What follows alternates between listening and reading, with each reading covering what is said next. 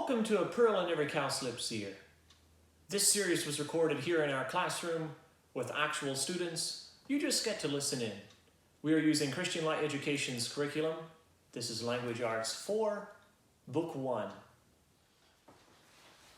4th grade lesson 4, Nouns. Let's review a few things.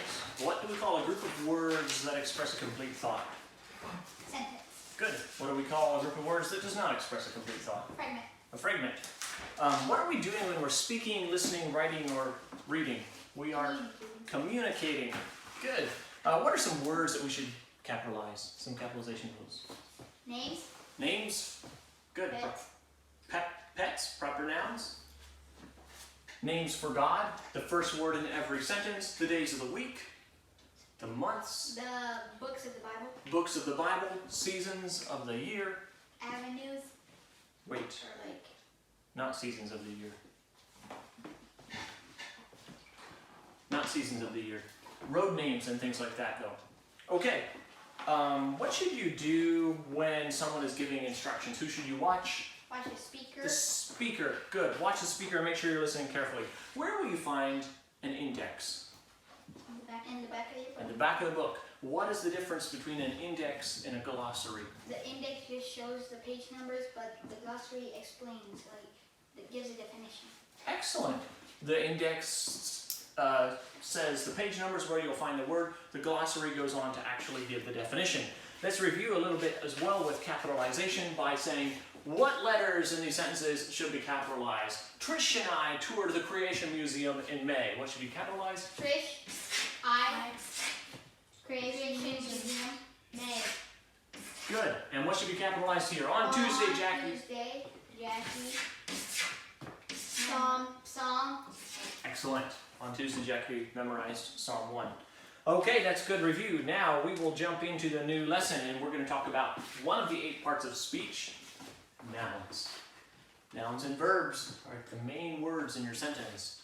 They say who and they say what that person did, but we're going to talk about just nouns today. Nouns tell us several things. Nouns, noun and name sound kind of the same. They're kind of the same thing. A noun names something and a noun names a person, place, thing,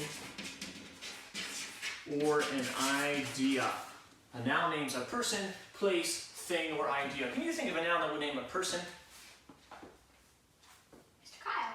Mr. Kyle. Okay. You could also go with even man, or girl, or mother. What about a noun that names a place? Bethel Christian School.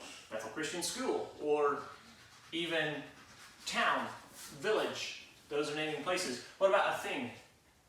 Pencil. Pencil, cup, desk, and an idea? Those are the hard ones. Think of the fruit of the Spirit. The fruits of the Spirit, those are all ideas or emotions, something that you feel. You feel a lot of, what do you feel? Fear? Fear is an idea.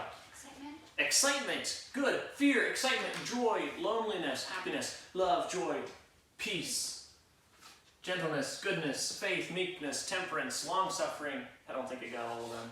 But the fruit of the Spirit are all ideas. So let's put down here for a person, let's put a man. For a place, let's put a school. For a thing, we'll put desk. And for an idea, love. Those are a person, place, thing, or idea.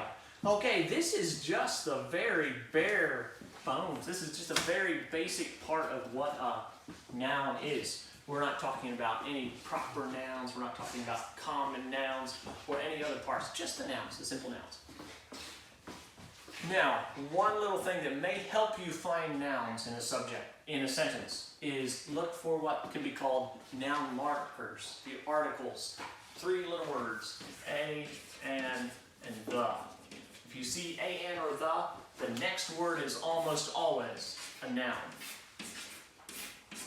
A boy, an apple, the teacher. So if you're looking for the nouns, sometimes you can look for these little noun markers. They're kind of always pointing and saying, it's a noun coming next. There are nouns coming.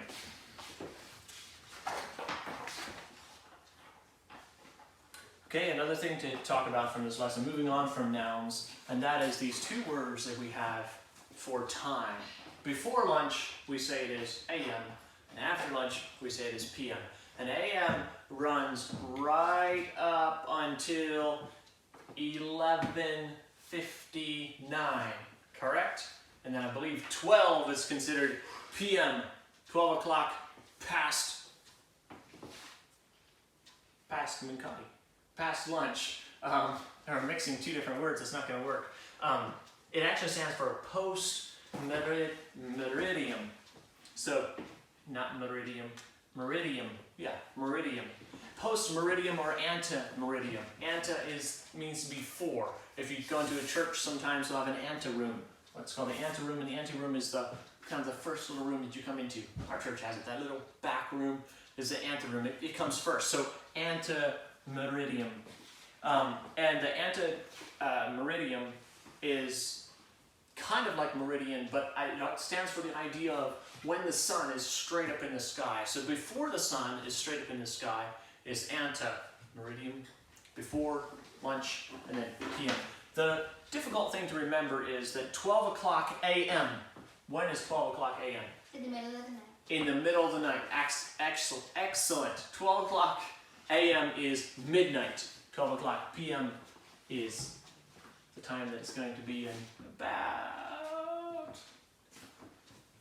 40 minutes. So keep those ones straight in your head. Okay, that is good enough for today's lesson. Carry on with your work.